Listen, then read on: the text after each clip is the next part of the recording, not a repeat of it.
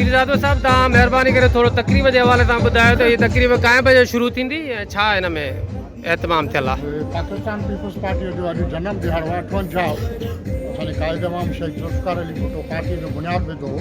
हीअ तकरीब जी शुरूआति तक़रीबन 2 बजे खां पोइ 2:30 बजे खां पोइ कंदासीं, छाकाणि त असांजो चेयरमैन बिलावल भुट्टो ज़रदारी साहिबु जीअं लाइव ख़िताबु कंदो त पूरे सिंध जे ज़िलनि में जेको आहे सो उहो लाइव ॾेखारे वेंदो ऐं पाण बि लाइव ॾिसंदो, माण्हुनि खे जी शिरकत बि ॾिसंदो ऐं पाण बि ख़िताबु कंदो। उनजो तक़रीबन एक्सेप्ट जेको टाइम आहे उहो 5 ऐं 6 जे दरमियान आहे। त उन खां अॻु में असांजी तक़रीब में जेके असांजा तालुकनि जा उहिदेदार, ज़िलनि जा, डिवीज़न जा उहिदेदार आहिनि, उहे माण्हुनि खे ख़िताबु कंदा।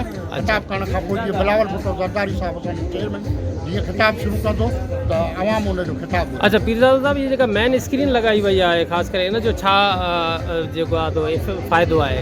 इन जो फ़ाइदो इहो आहे त चेयरमैन साहिबु जेको आहे जीअं लाइव कराची में ख़िताबु कंदो, उहा स्क्रीन असां इन करे हणाई छॾी आहे त उहो डायरेक्ट ख़िताबु कंदो ऐं माण्हुनि खे बि ॾिसंदो। हीअ जेको आहे त नाज़रीन जेके लाइव ई तव्हां ॾिसंदा आहियो हुनखे? माण्हू लाइव बि ॾिसंदा ऐं पाण बि लाइव ॾिसंदा। पाण बि असांजे सिंध जे जेके बि ज़िला आहिनि न उन्हनि खे डायरेक्ट ख़बर कंदो। अच्छा भला पीरज़ादो साहिब इहो ई ॿुधायो त हीअ तकरीब जेका आहे उहा ज़िले शिकारपुर जे ॿियनि बि जेको आहे हाउसिस ते या कुझु जॻहुनि ते आहे या हीअ ई वाहिद तकरीब आहे? पार्टीअ जो जेको हुकुम हुयो हर ज़िले हेडक्वार्टर में इहा तकलीफ़ मुनक़िद थींदी।